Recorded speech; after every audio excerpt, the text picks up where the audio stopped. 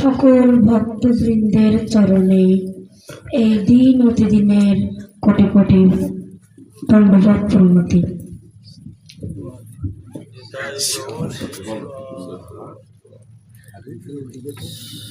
অষ্টাদশ অধ্যায় মোক্ষ যোগ।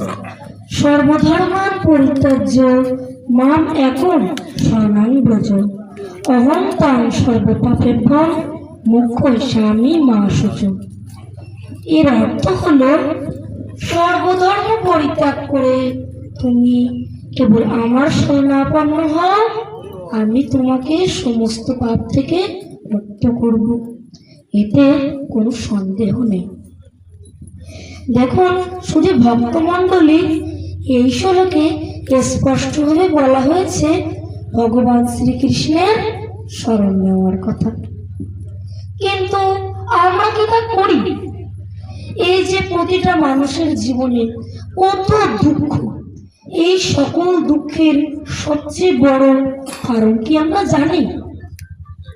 কেউ এই মায়াময় সংসারে সুখে আনন্দে থাকতেই পারে না। কিন্তু কতক্ষণ জানেন?